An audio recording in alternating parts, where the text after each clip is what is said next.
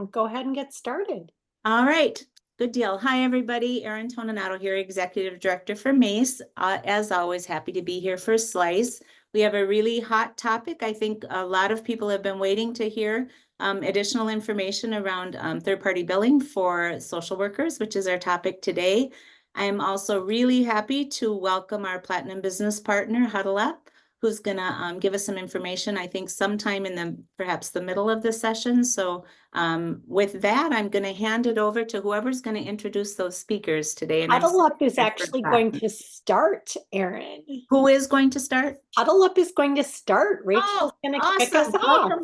Welcome, Huddle Up. Thanks for joining us today. We're really happy to have you. Yeah, absolutely. And do you guys, Erin and Laura, do you guys want me to screen share those slides or? Taylor is ready to share whenever you want.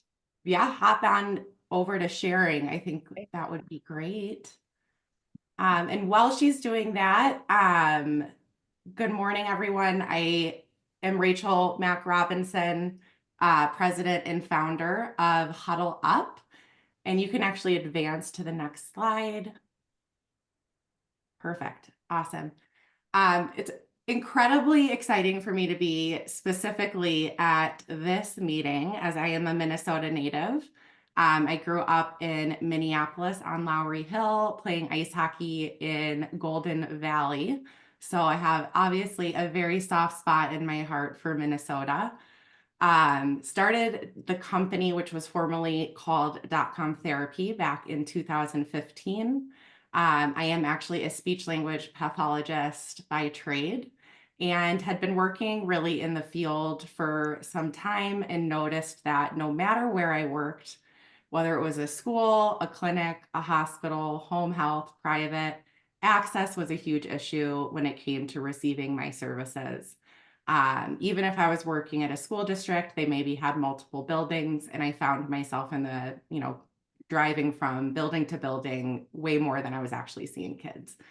So in 2015, when teletherapy and Zoom was just kind of a twinkle in our eye, I decided I wanted to test out the model, see if it was something that was actually going to be appropriate and conducive to delivering speech therapy services.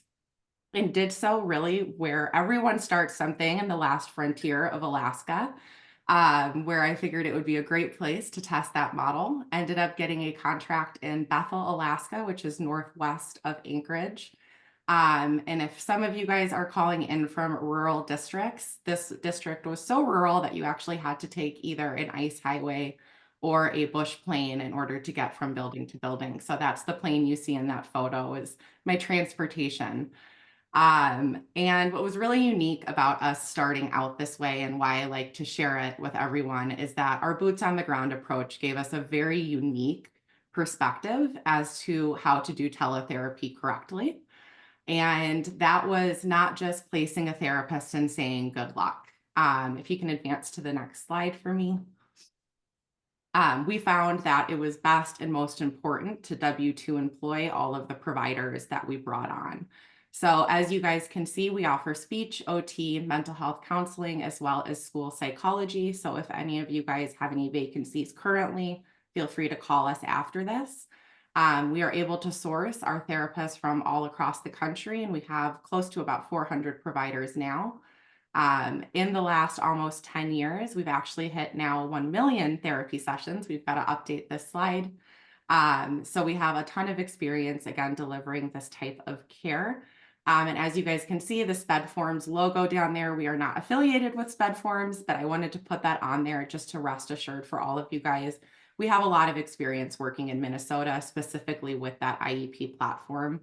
And with these therapists being our employees, we're able to provide kind of the education support and insurance that when they show up for that day one, they really understand the systems you guys are already working with. And then next slide, I know I only have 5 minutes, so I'm going to go really fast. And this last slide really is to kind of show you guys the difference. So as I had mentioned, we were formerly .com Therapy, which really kind of that name ticked off the access box. We were able to come in and at least make sure that you were compliant with providing those IEP services and minutes to the students in your district. what we found is that we can do so much more when we're remote. Additionally to having that provider allotted to your district, we also have a care team. So you're assigned a client success manager who is like your best friend. You need anything, any type of support, they're your go-to. We also, I know that there's probably a lot of clinicians on this call specifically because of the topic today. We also know the importance of ensuring that the child is supported kind of 360 all around.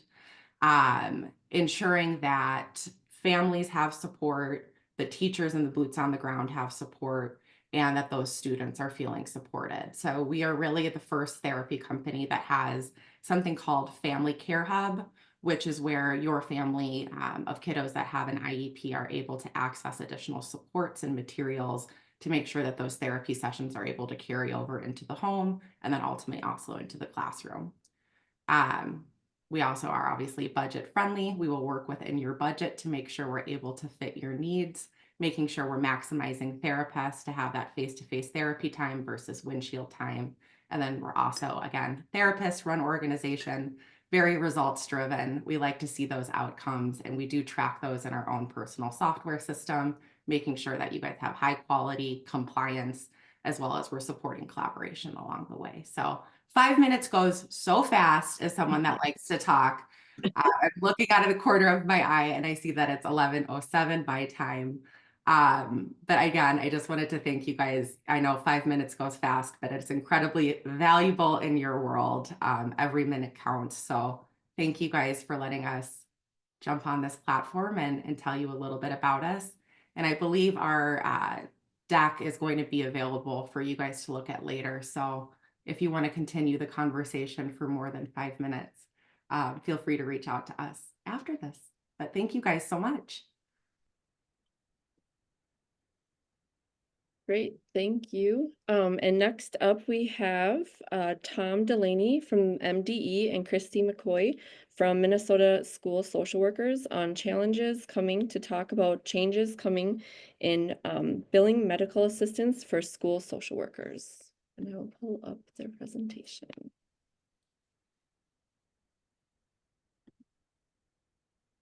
Great. Well, hello, everybody. Thank you so much for having us. My name is Christy McCoy, and as mentioned, I am here representing the Minnesota School Social Workers Association. I have been their legislative chair for many years, but have also served as president and have been president of our School Social Work Association of America. But my day job is I'm a school social worker, and that's where I am today. So I do want to preface, if you hear one of our school bells during the presentation, it's because I am in my building as we speak. So I've been practicing as a licensed clinical school social worker for the past 22 years and have been in schools for 28.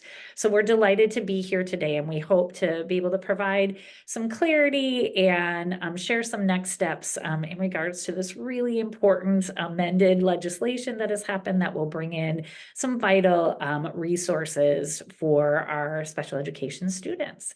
And I'm hopeful that Tom is here as well. I am here. Good morning, everyone. Good afternoon, everyone. This is Tom Delaney from the Special Education Division, Minnesota Department of Education, coming to you live from the meeting of the National Association of State Directors of Special Education, where our state has been a hot topic in very good ways. Yesterday, we had a keynote address around all the school-based mental health work going on in Minnesota. We had Mark Sander from Hennepin County and Minneapolis Public Schools, Tim Wiest, some of the original people from the Comprehensive School Mental Health System model. And today, the United States Department of Education staff are presenting on our work on school-based mental health as it relates to early childhood programs as well. So there's really a swirl of activity going, and my message has been while I'm here that we have achieved great things. This is a space where there's a lot of room for innovation. Minnesota doesn't stop. We keep moving, and so we have something to talk, an important development to talk with you about today, and it's exciting news, and it's just good to be here. So thank you, everyone. All right, and Taylor, you can move to the next slide. We'll move to the next one. Okay, so we have a couple of things we hope to accomplish today. We do want to review the amended legislation that is going to allow school districts to be able to bill for the mental health services that school social workers provide each and every day. We also thought it would be really important to increase just the understanding of the role, expertise, education, and of licensed school social workers across the state of Minnesota. And lastly, you're going to get some information about an action plan and next steps related to implementation of this new service. Tom, you want to do this? Yep. And Christy, you're gonna have to coach me a little. I've got everything listed by slide number. I'm seeing that we don't have slide numbers, so just go like this or whatever works. Okay. All right. Well, we wanted to give an opportunity for us to be interactive here today.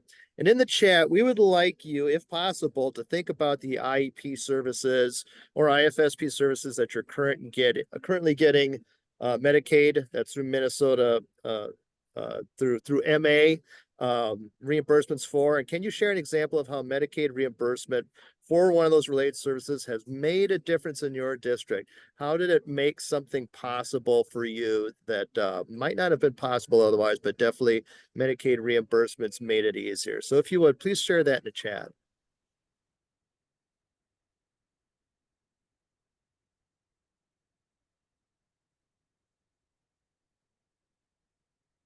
And that could be for any services, whether it's nursing, OT, PT, speech language. We know that many of our related services have been able to seek federal Medicaid reimbursement for the services they provide for students related to receiving some of their special education supports. Okay, and I'm seeing in the chat, hired 3 PCAs. That's great. Increased staffing, another staffing opportunity, equipment needs, partially paying for related services and unique equipment purchases. Great examples. Equipment, AT, staffing, lots of equipment in there. Even if you don't have anything to put in the chat, what this list can illustrate for you are the kinds of things that you can do with reimbursements through the federal Medicaid program. I'll tell you real quickly that we're bringing in about $65 million a year to school districts and nothing but more revenue every year. So it's really an important and significant revenue stream that has a lot of uses for it. Okay, I think we'll go on to the next slide. I see Megan has a hand up, and Megan, if it's okay, we're going to wait till the end of the PowerPoint and we'll get to the questions.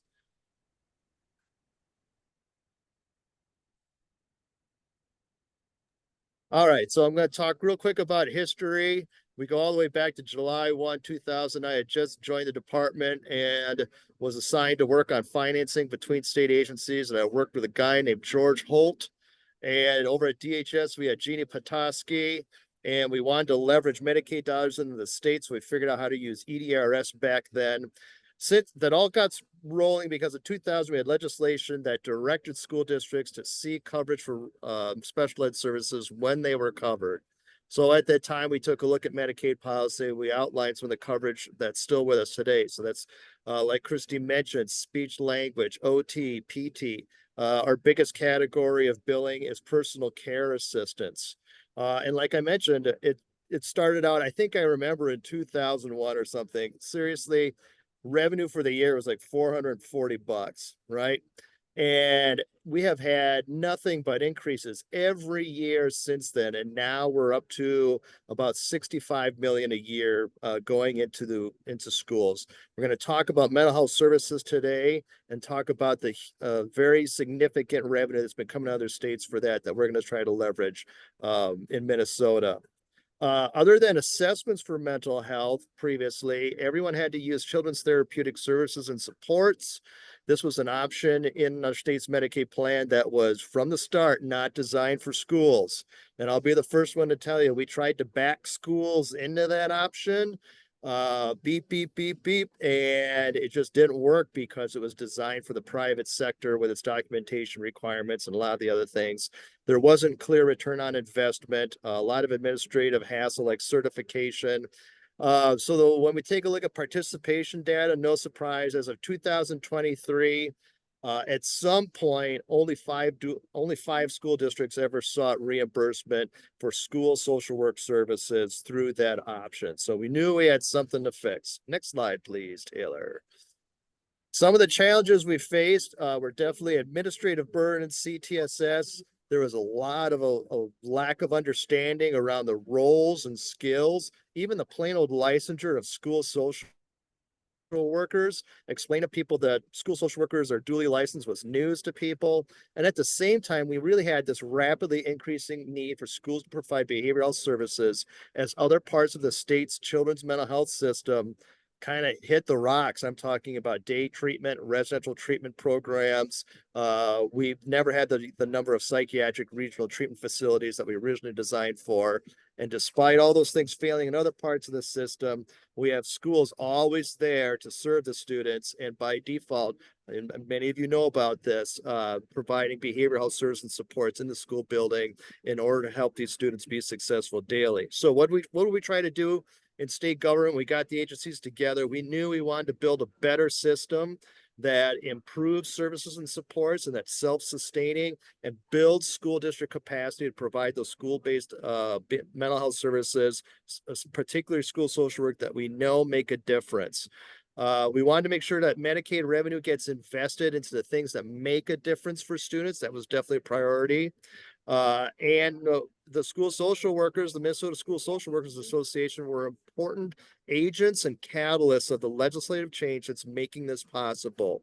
As an organization, they were on a mission to promote this option for schools because they knew we needed it. And so things came together in the last legislative session and the legislation was passed. It opened up a new opportunity.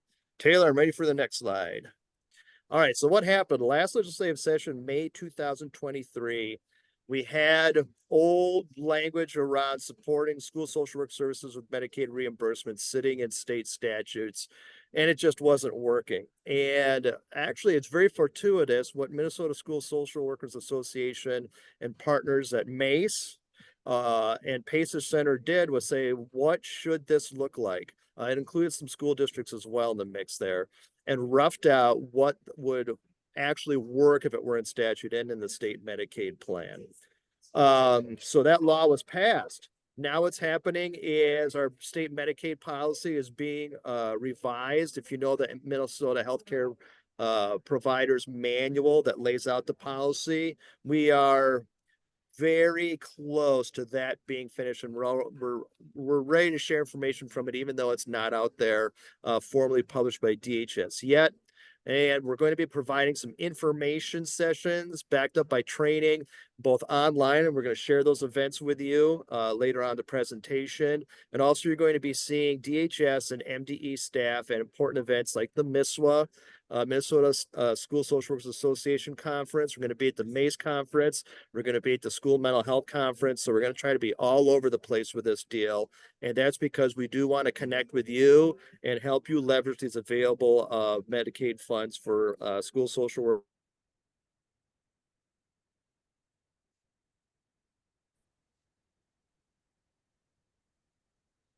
All right, so sort of just some technical understanding here. So from the start, school social work services were supposed to be covered by medical assistance. That was in the reauthorization of IDEA.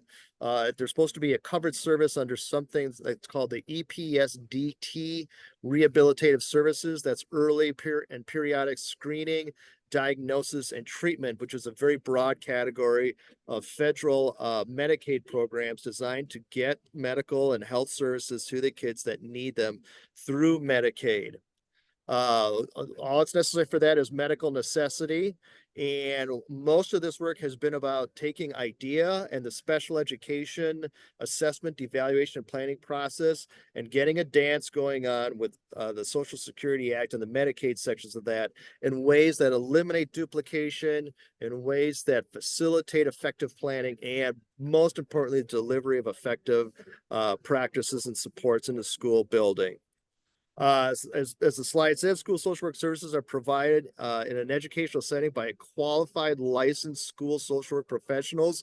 Believe it or not, this was a big deal. I cannot tell you the number of times I had to explain to people that school social workers are licensed both by the Board of Social Work and on top of that, not the other way, on top of that by PELSB as well. I have to give credit to the Minnesota School Social Workers Association.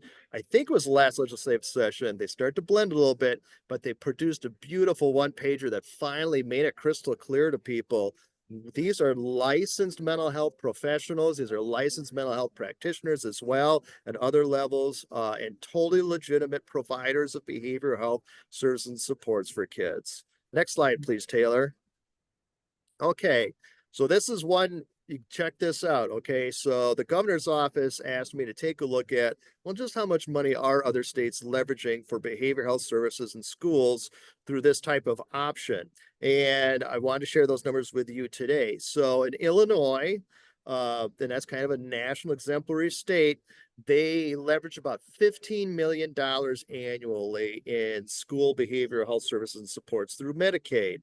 And our neighbors to the south, that state that shall not be mentioned so often, the Hawkeye state, $35 million annually. Now, right there, we're talking about it's practically 50% of the revenue we're seeing now. And if we do this, that would be, you know, a 50% increase, which is huge. Michigan is definitely a state that we took a look at. They're a national example. They really got things figured out. And I have to tell you, in Michigan, they bring in $135 million a year, leveraging Medicaid for behavioral health services. And for those of you who are the technical Medicaid policy wonks, this is the federal financial participation, not the state participation. So hypothetically in Minnesota, these are the numbers we could be seeing, and you can imagine the massive increase that we're talking about here. It's quite an opportunity.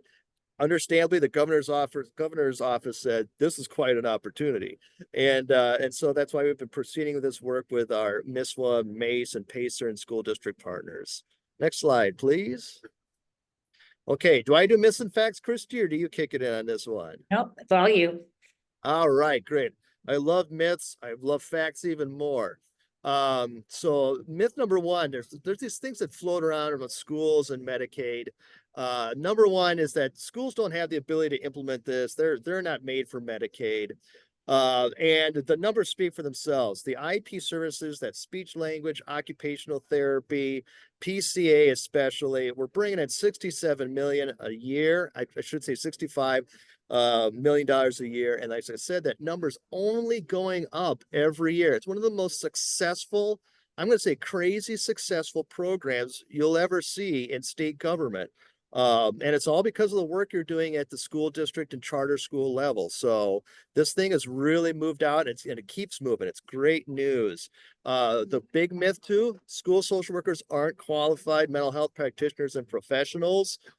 As I've mentioned it before, it's been a journey. I think everyone knows now. I'm still prepared to explain it. It's very short. They are definitely qualified, certified, licensed mental health practitioners and professionals that bridge the world very effectively between the education world and the children's behavioral health world. These are the people that do that, okay? Number three, Medicaid dollars are just more unfocused money going to schools, a slush fund, right?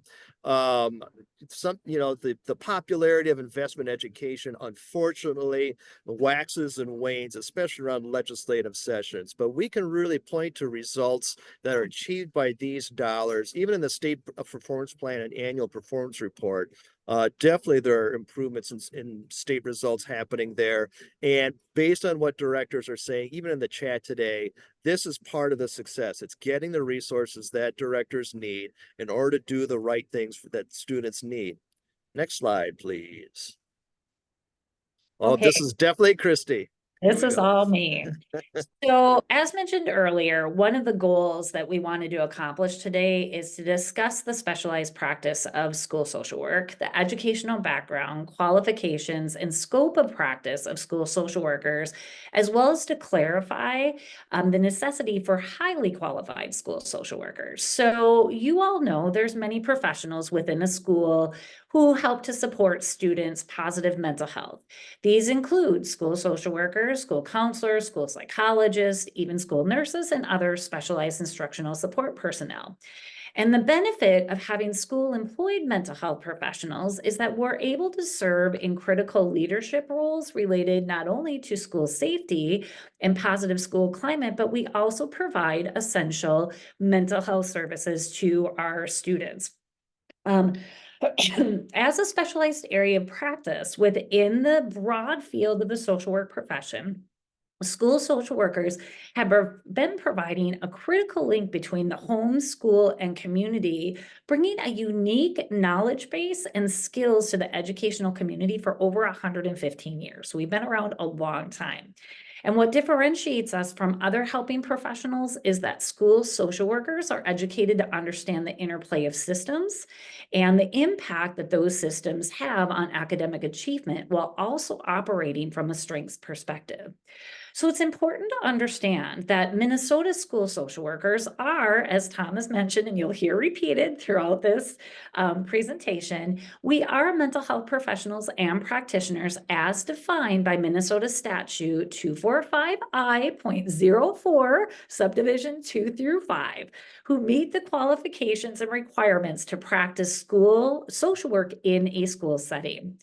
So what makes a highly qualified school social worker? Well, the School Social Work Association of America, the National Association of Social Workers, and the Minnesota School Social Work Association believe that schools have an obligation to provide highly qualified school social workers, including but not limited to school social workers qualified to utilize clinical skills. Now, highly qualified school social workers begin with a degree from an accredited institution and meet the Minnesota Board of Social Work licensing requirements, which includes an exam and supervision. So degrees and licensing are available for undergraduate as well as graduate students, with supervision and training expectations that increase accordingly. And so keeping that in mind, depending and what you are going to learn today is when you have a master's level social worker that has that licensed clinical that license to practice clinical skills, this is one of the areas that will allow us to be able to bill for our services.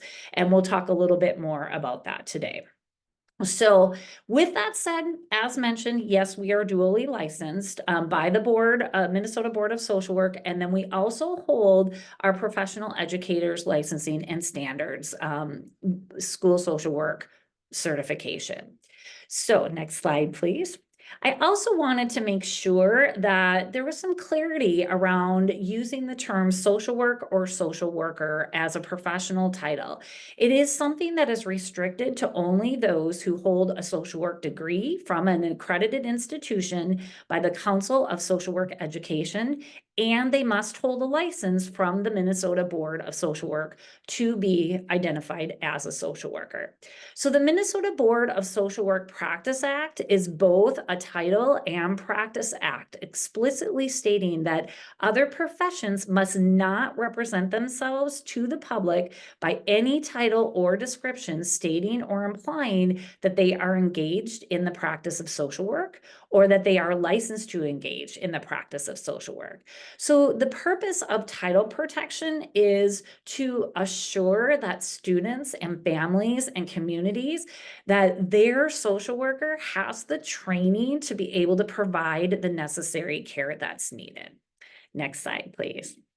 So when we talk about licensure and certification, it's important to understand that while the roles and responsibilities of school social workers vary across schools and districts based on funding streams and the needs of our student populations, school social workers operate under a scope of practice that's dependent on their education, their training, and their level of licensure obtained by the State Health Licensing Board and the Minnesota Board of Social Work. So as mentioned, school social workers hold a degree in social work, which encompasses specialized preparation in the areas of cultural diversity, systems theory, social justice, risk assessment and intervention, consultation and collaboration, and clinical intervention strategies to address the mental health needs of our students. It's also important to note that the National Association of Social Workers has established national standards for school social work practice, which outlines specific expectations for every school social work in their practice. And this is what drives our services. These standards are also guided by our professional code of ethics, and that is what helps to establish the highest quality of school social work services that would be provided to students and families. Furthermore, these standards provide a basis for the preparation of school social workers and the development of continuing education materials and programs required to strengthen the quality of our skill set and maintain our licensure. So, in addition, it's important to understand that a master's degree is something that is required nationally to practice as a school social worker. However, in Minnesota, we do allow individuals to practice at the bachelor's level, but again, keep in mind the scope of practice is dependent on the licensure and the education and training level. Currently, in Minnesota, there are 1,909 school social workers, and that has been a huge increase from 2019, where we had 1,389 school social workers. So you can see these numbers are increasing because many districts across the state are recognizing this professionalism and the expertise that school social workers can bring to the educational community, and that they are recognizing the need, especially for those that are at the master's level and hold that clinical licensure or are clinical trainee working towards that clinical licensure. So 70% of those social workers that I mentioned do have a graduate degree.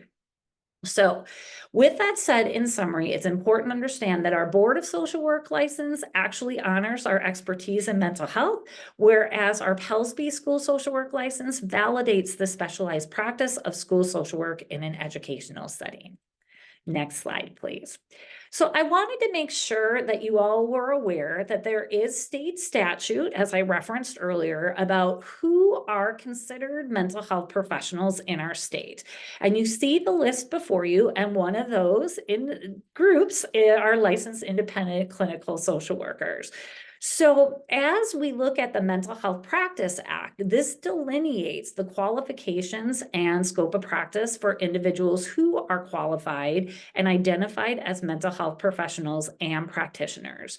So school social workers at the master's level receiving clinical supervision or holding clinical licensure are prepared through our education, our practicums, our clinical supervision, and licensure to provide clinical mental health services in a school setting. Next slide, please. I also want to talk a little bit about what guides our practice. So you've heard, I've just shared about our licensure, our education, our training. Nationally, we also have a practice model that guides the work that we do. So the School Social Work Association of America designed the school social work practice model to articulate the skills and services that can be expected from school social workers to promote consistency, not only in social work education and credentialing, but also in regards to professional practice with the goal of improving academic and behavioral outcomes. The model has recently been updated, and I'm really proud to say that I was part of that process while serving on the SWA board as president. And the new updated version is really to honor the evolution of the profession while centering equity within our work. So keeping that in mind, this will be officially rolled out in 2025, but I wanted to at least provide this particular model because the foundational aspects of this model still apply and are embedded in the newly updated version that is coming forward. So as you see, the school social work practice model defines the role of the school social work to include the provision of promoting and sustaining equitable outcomes through culturally responsive, evidence-based education, behavior, and mental health services. It's also a reflection and a promotion of our role that we have in promoting a positive, safe, and supportive school climate and a culture that's conducive to student learning and teaching excellence by maximizing the access to school-based as well as community-based resources and services. So the model provides a framework for evaluation for school social work services as well, which I think is really important for districts to understand. So essentially, as school social workers are professionals, we are expected to possess advanced knowledge and the technical skills to guide our specialized practice of school social work. Next slide, please. So in this next slide, I wanted to also help illustrate where the roles and responsibilities of school social workers play out. So one of the things that is linked into the slide, and you all will receive copies of the slide, is that what's really, I think, powerful in understanding is that there have been some misconceptions related to the education, training, and expertise of school social workers. The reality is school social workers have the same scope of practice as community social workers that hold the same level of licensure from the Minnesota Board of Social Work, yet we also hold a unique specialization to work in schools. Now, school social workers and examples of our services are the services that are provided are written into educational law. So as Tom mentioned, we are written into IDEA as well as ESSA, and we play an integral role within the educational community by adopting a whole child, whole school approach to our work.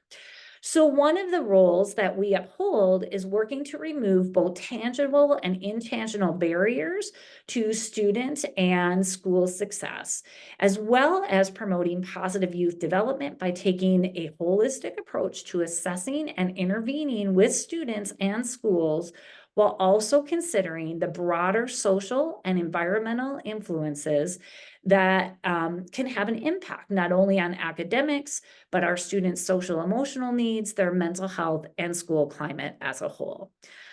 So with that said, school social workers are well positioned through our specific training and expertise to assist with addressing students' emotional, social, behavioral, and educational needs by providing culturally responsive, positive behavioral, academic, and classroom support.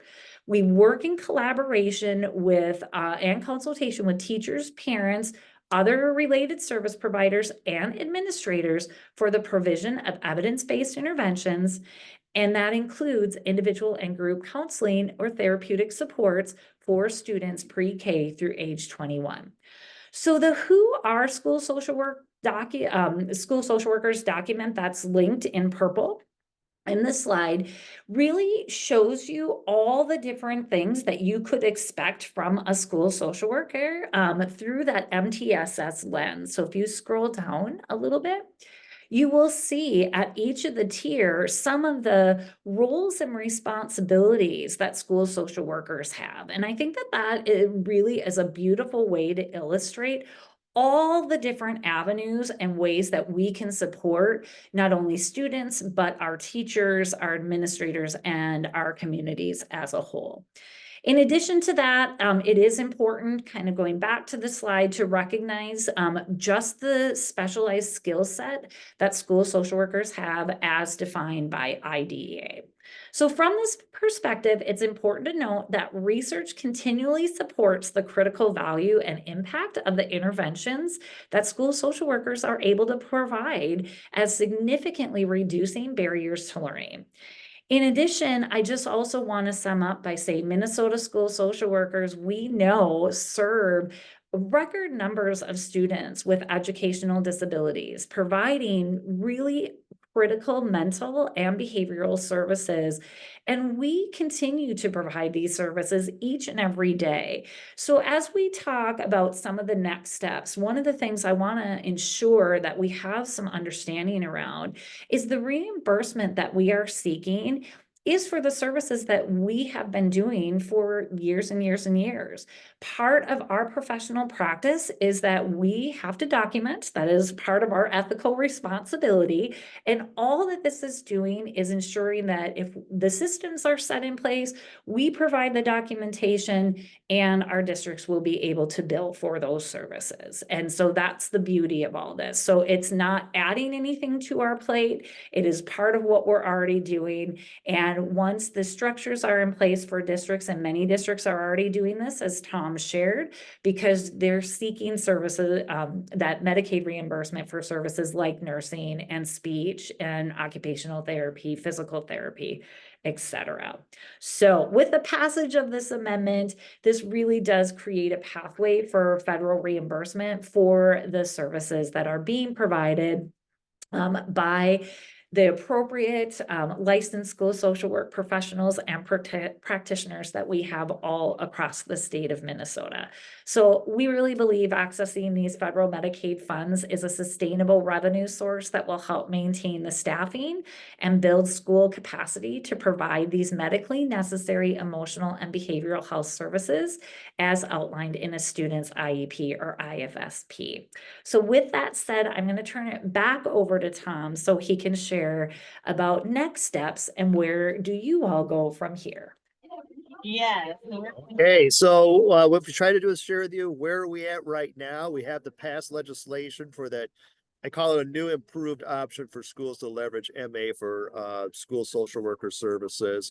The federal authorization was required. We achieved that in July of this past year. So it's part of the state Medicaid plan now.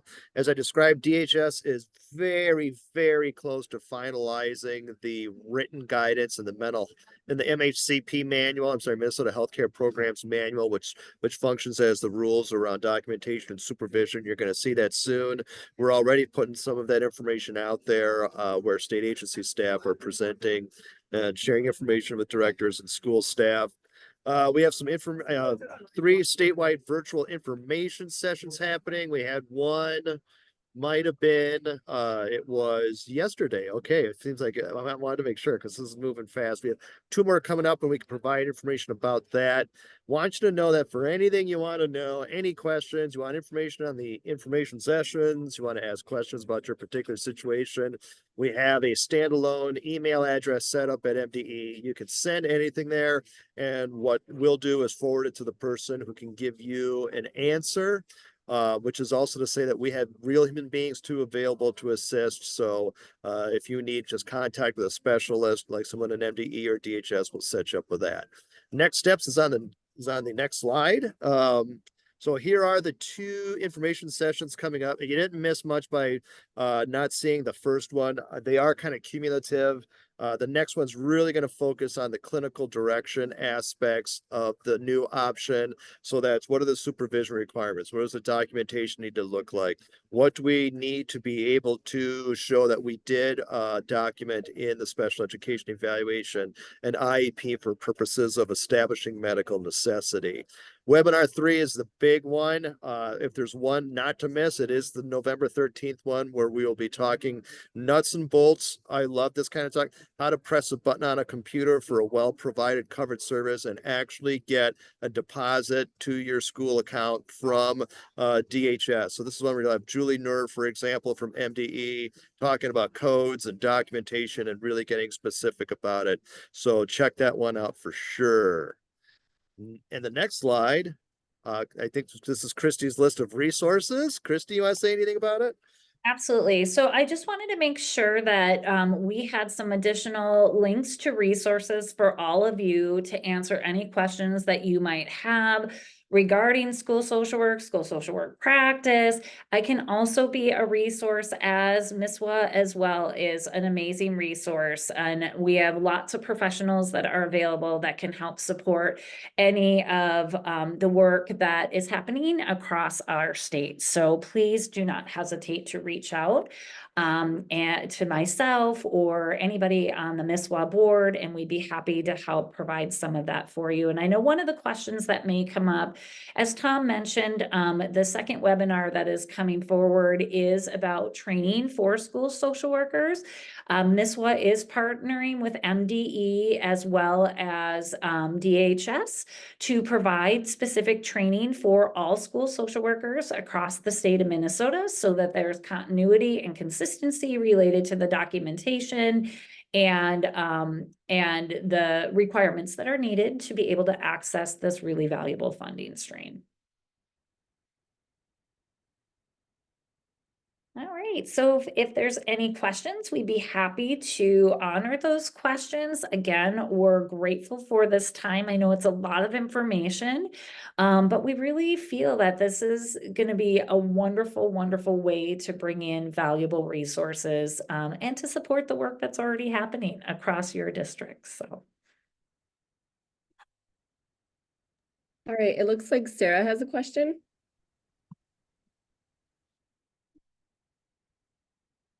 Did I raise my hand? If I it's think me, so. Yeah. I'm sorry. I'm driving. I pulled off to the side of the road to put the link in. So if everybody could please make sure to check the link to fill in the survey so you can get CEUs.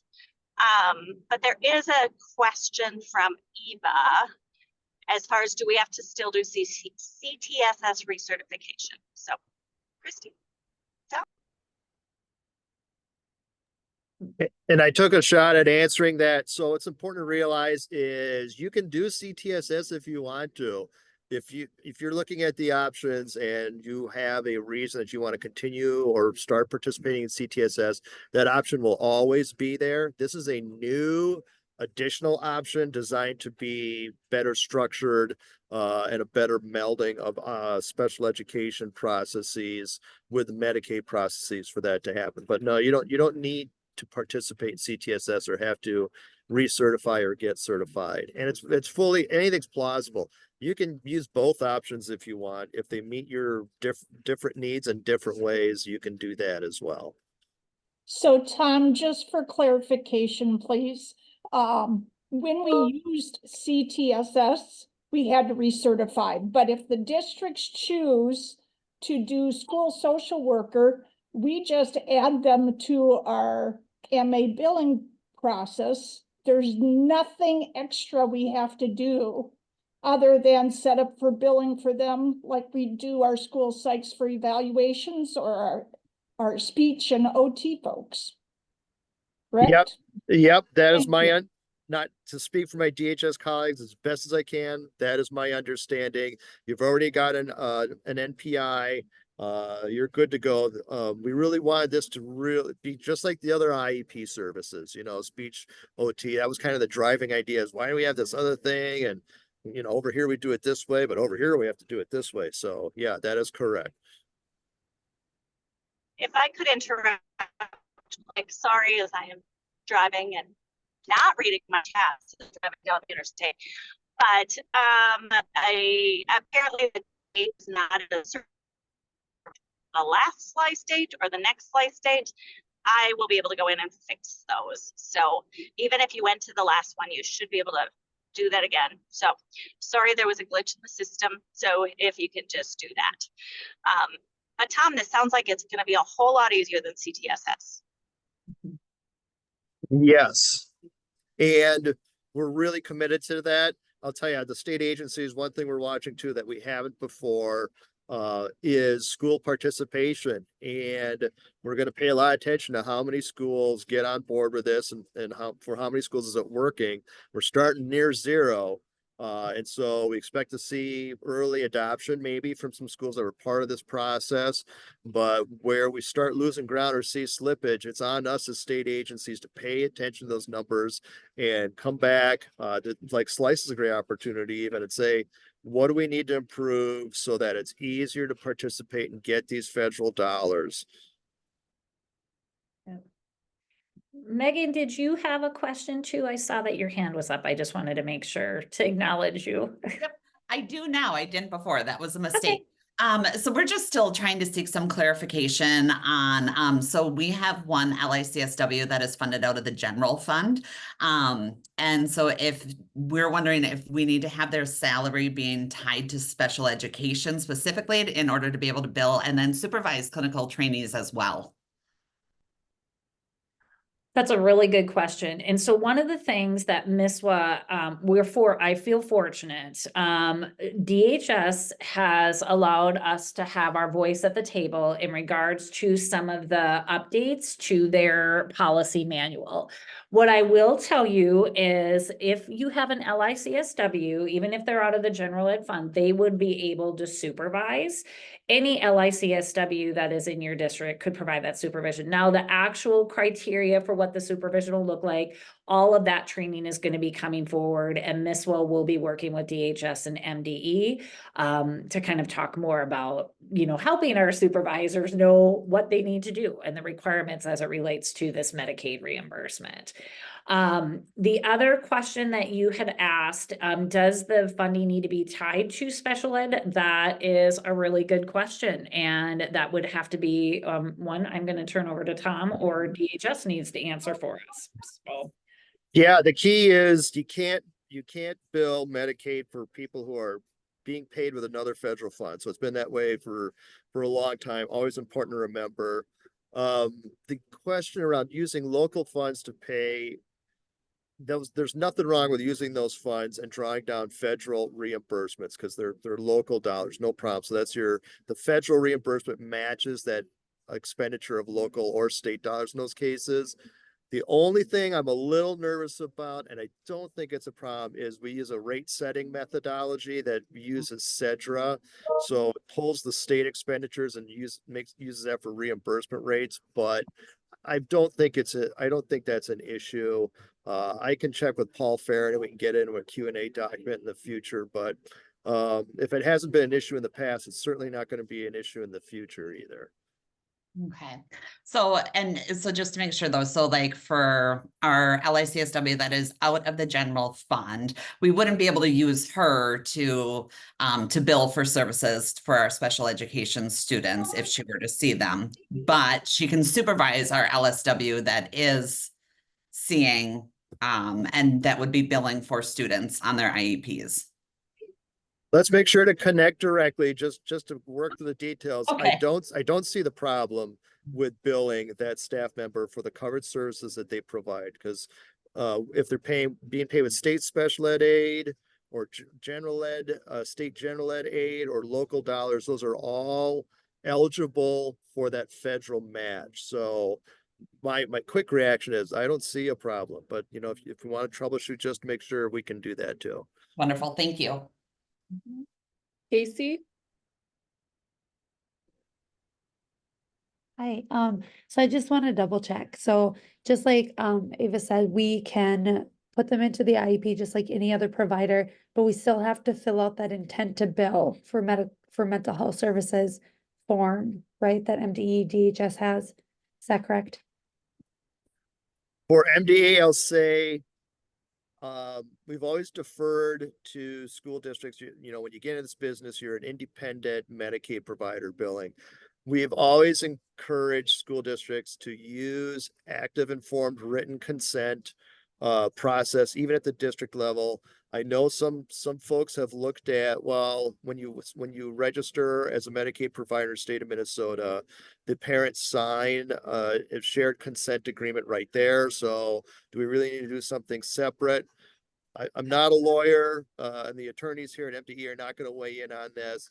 Play it safe, I would say, and use the school district level or charter school level informed consent for parents just to cover yourself.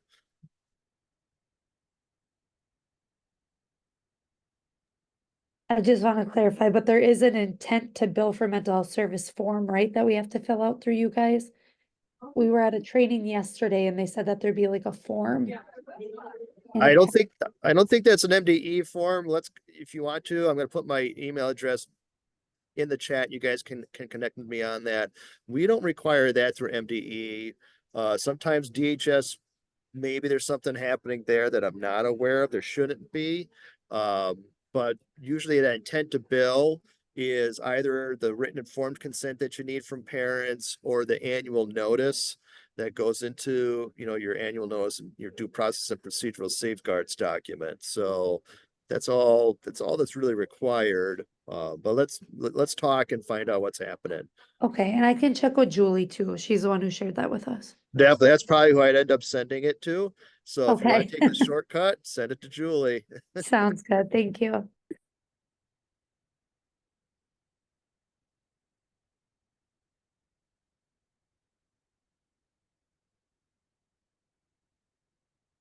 Oh, okay, I see, Tanya, like your response was, yes, for the mental health evaluation. So we have been able to bill all along. So when I'm doing an initial eval or a re-eval, the assessments that I'm using and the documentation for all that, I'm able to bill. And that has been a little bit of the money that, for example, in St. Paul, we've been able to access for that. So yes, that could be, but Julie will have more clarification for that. Yep, most schools who bill for CTSS, all the other ones completed, we're only gonna bill for mental health evals, but the 8 districts billing for CTSS, they would be set to go. But what about the other 475? Good question.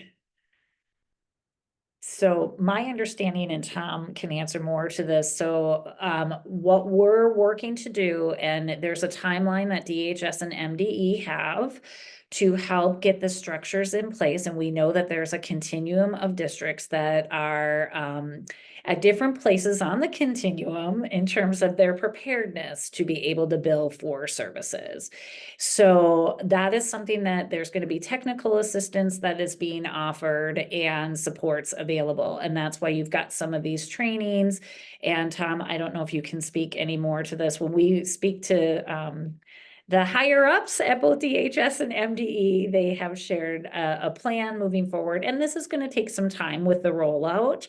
And I think it was 18 months that we were looking at, but there's some districts that will be able to start accessing this Medicaid reimbursement fairly soon. So. Yep, hypothetically, starting October 15th, you can press a button and bill services with, I put it as a recap in the chat. The date of service has to be October 15th or a later date. That's just the way it worked out in the negotiations and, between feds and state agencies on this. So that's what we're rolling with.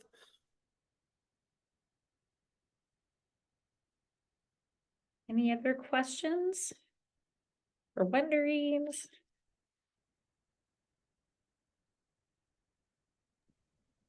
All right, well, thank you everybody for joining. Thank you, Christy and Tom, for being here. And then just make sure that everybody fills out the Google form for the CEUs. Have a great day. Thank you, everybody. Have a good day.